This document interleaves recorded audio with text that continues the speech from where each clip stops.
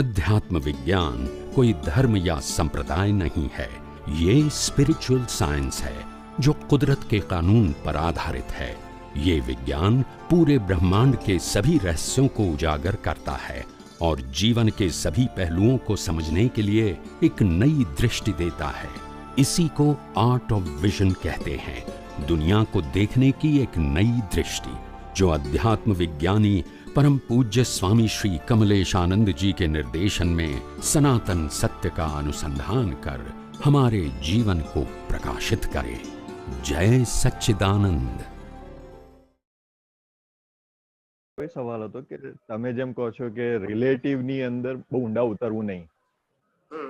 હવે ઘણી બધી વાર અમે પ્રયત્ન કરું છું કે લાઈક રિલેટિવ ને સવારની અંદર નિશ્ચય કરીએ અને ગમે તે કરીએ કે ભાઈ આજે ઊંડા ઉતરવું જ નથી, આજે દરેક વસ્તુને પ્રક્રિયાને જુદી જ જોવી છે.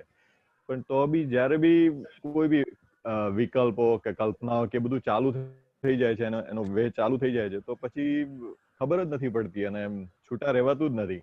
અને જ્યારે સમજો કે કોઈ દિવસ યાદ આવી જાય કે નહીં આપણે તો જુદા રહેવાનું છે, આનાથી આપણે જુદા રહીને જુઓ કે શું થાય છે, તો એ ટાઈમે તરત પછી એ વિચાર બિલકુલ પડી જ જાય છે કે ભાઈ નહીં, હું તો શુદ્ધાત્મા છું, મારે કોઈ લેવા દેવા જ નથી ને જે થશે એ થશે, એમ કરીને ભાઈ છૂટું જ પડી જાય છે. તો કેવી રીતે ઉકેલ લાવો? લાઈક અમુક વાર બિલકુલ વહેની અંદર જતા રહે છે. તમે ઉદય કર્મ ને ખાલી ક્રિયા જ માનો છો. ઉદય કર્મ મન વચન કાયા ત્રણે આવી જાય. બરાબર. વિચાર આવે તે ઉદય કર્મ, વાણી બોલીએ તે ઉદય કર્મ, વર્તન કરીએ તે ઉદય કર્મ, અને સામે વ્યક્તિઓ સાથે વ્યવહાર કરીએ તે બધું જ ઉદય કર્મ છે. ખાલી વર્તન જ ઉદય કર્મ ના કહેવાય, બધું જ ઉદય કર્મ છે. વિચારો આવે તે ઉદય કર્મ છે. અને મનની અંદર મન, બુદ્ધિ, ચિત્ત, અહંકાર બધું ઉદય કર્મમાં જ આવે. આખું પેકેજ મન, બુદ્ધિ, ચિત્ત, અહંકાર, વાણી અને એક્શન, આ 6 વસ્તુને ઉદય કર્મ કહેવાય. ખાલી ક્રિયાને ઉદય કર્મ ના કહેવાય નહીં, બાકી બધું વસ્તુ ઉદય કર્મ કહેવાય. એટલે આખા પેકેજ થી મુક્ત રહેવાનું છે, ખાલી એક્શન થી નહીં. બરાબર. ના એટલે એ તો ખ્યાલ આવી ગયો, પણ આઈ ડોન્ટ નો લાઈક સૂક્ષ્મતર, I mean like I don't know એ સૂક્ષ્મતમ ની અંદર એ કેટેગરીમાં આવે છે કે શેમાં? પણ આપણે જયારે નોર્મલી આપણે વ્યવહાર કરતા હોય અને કોઈ બી વખતે કોઈ બી વિચાર કેવું કે આવતું હોય ને મારે એ નક્કી કરવું છે, લાઈક તમે કોઈ ઉદાહરણ આપીને સમજાવો તો મને વધારે ખબર પડે કે ભાઈ નક્કી કરવું છે કે ભાઈ ઓકે મારે આનાથી જુદા જ રહેવું છે અને મારે ખાલી આને જોયા કરવું છે. તો એ જોયા કરવાની પરિસ્થિતિ કેવી રીતે થાય? કેમ કે જયારે બી યાદ આવી જાય તરત જ યાદ આવી જાય મનની અંદર કે ભાઈ ના આને જુદા રહીને જ જોવાનું છે, તો એ ટાઈમે તો તરત જ પડી જ જાય છે. પછી તો એ લાઈક એનું કઈ એવિડન્સ રહેતો જ નથી. તો પ્રશ્ન શું છે? પણ સમજી ગયો એવિડન્સ રહેતો નથી, સમજી ગયો. તો પછી પ્રશ્ન શું છે? પ્રશ્ન એટલે એ જ છે કે ભાઈ તો પછી સમટાઈમ જયારે આપણને યાદ જ નથી રહેતું અને એ કલ્પનાની અંદર જતા જ રહીએ છે, તો પછી તો એ ટાઈમે તો કઈ એટલે મને ખ્યાલ છે તમે મને પાસ્ટમાં કીધું કે પ્રમાદ કહેવાય, પણ તો બી એનો ઉકેલ તો આવતો નથી. એટલે તમારી એ ટાઈપ એ વખતે તમારી પાસે જ્ઞાન છે પણ જ્ઞાનની અવેરનેસ નથી. That's it. એટલે એ અવેરનેસ ને તો મારે સમજો કે સવારની અંદર ઉઠીને લાઈક નિશ્ચય જ કરવો, એ જ મારો તો પુરુષાર્થ મને લાગે છે. એ સમજી ગયા, પણ પછી એની અવેરનેસ તો રહેવી જોઈએ ને. આજે તમારા નામની અવેરનેસ તમે ભૂલી જાવ છો કોઈ દિવસ? એમ કહો મને.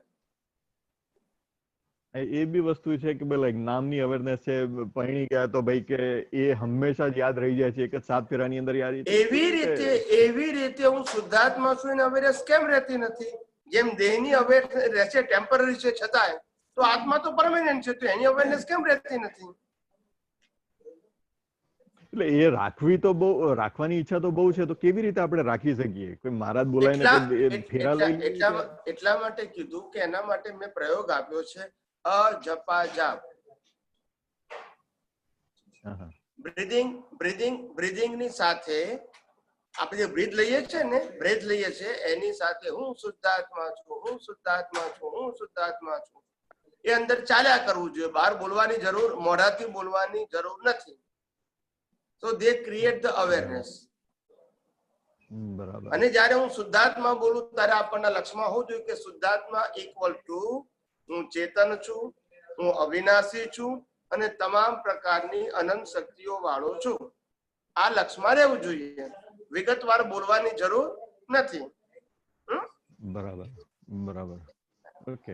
બીજો બીજો સવાલ હતો સ્વામીજી કે આપણે જે કહીએ છીએ, આઈ થિંક તમે મને પાસ્ટમાં બી જવાબ આપ્યો હશે, પણ અનંત જ્ઞાન એ હજી સુધી મારા મગજમાં બેસતું નથી. આ અનંત જ્ઞાન વાળો હું છું તો કેવી રીતે છું? એટલે ભૌતિક જગતનું જ્ઞાન એ અનંત જ્ઞાનની અંદર હું એનો યુઝ કરી શકું કે ભાઈ આધ્યાત્મિક જગતનું એ બેસતું નથી? કહું તમને આ તમે મિરર તમે જોયો છે, બરાબર છે? બરાબર. એ મિરર ની અંદર દ્રશ્ય પડે છે, એ દ્રશ્ય કાઉન્ટેબલ છે કે અનકાઉન્ટેબલ છે? અનકાઉન્ટેબલ. એને અનંત કહેવાય, પણ છતાંય મિરર તો ક્લિયર છે. બરાબર. You understand my point? I mean, I understand, but logically હજી સુધી મને એ નથી ખ્યાલ હતો કે અનંત જ્ઞાનનું અનંત is not a matter of quantity, it is a matter of quality. એટલે એક વસ્તુ મારા મગજની અંદર આવે છે કે આપણે લોકો જોવા વાળી વસ્તુ ઘણી બધી છે, પણ જોવા વાળો હું એક છું. સાંભળવા વાળી વસ્તુ ઘણી બધી છે, પણ સાંભળવા વાળો હું એક જ છું. લાઈક મનના વિચારો ઘણા બધા આવે છે, પણ વિચારોનો હું જ્ઞાતા દ્રષ્ટા હું એક જ છું. પણ એને જયારે આપણે એપ્લાય કરીએ બીજી બાજુ કે ભાઈ ચલો હવે અત્યારે આ જગ્યાએ મારે જ્ઞાન જોઈએ છે, આ જગ્યાએ મને આનો જવાબ મળતો નથી, તો એ ટાઈમે હું કેવી રીતે એપ્લાય કરું કે હું અનંત જ્ઞાન વાળો છું તો મારી પાસે એ જ્ઞાન કેમ નથી આવતું? હા કહું એટલે આમાં શું થાય છે સમજાવું તમને કે આપણે ખરેખર લૌકિક જ્ઞાનથી શૂન્ય બનવાનું છે. કેવા બનવાનું છે? શૂન્ય બનવાનું છે. શૂન્ય બનવાનું. આપણા પુરુષાર્થની વાત કરું છું, પરિણામની વાત નથી કરતો પાછો. એટલે તમારે લૌકિક જીવન જીવવા માટે તમારા જ્ઞાનને બંધ કરવાનું છે. That is not my subject.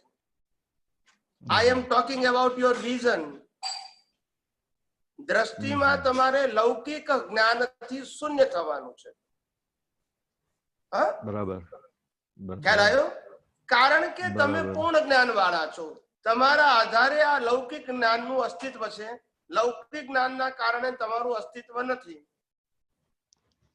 બરાબર. So you લૌકિક have જ્ઞાન એટલે ભૌતિક જ્ઞાન ને? So you have an infinite knowledge, you have it, but not in a terms of quantity, in a terms of quality. બરાબર. પણ તમે ક્વોન્ટિટીમાં કન્ફ્યુઝ થઈ ગયા ને ક્વોન્ટિટી હતું એ તો વિકલ્પ હતું. હું તો એક હતો ભાઈ, હું તો એક હતો, પણ જેટલા ડીશ મૂક્યા એટલામાં બધા મારું પ્રતિબિંબ દેખાયું, એટલે મને ખબર ના પડી કે આ સાચું છે કે આ સાચું છે. બરાબર. તો આઈ એમ ઇન કન્ફ્યુઝન. સુખ એ તો મારો સ્વભાવ હતો, પણ મેં માન્યું કે આમાં સુખ છે, પછી માન્યું આમાં સુખ છે, પછી માન્યું આમાં સુખ છે, એટલે મારામાં સુખ છે એવું ભૂલી ગયો. હવે ખરેખર હું પોતે સુખ વાળો છું, બહાર તો મારી કલ્પના છે, પણ કલ્પનાને સાચું માન્યું એટલે સાચું મેં ખોરી નાખ્યું.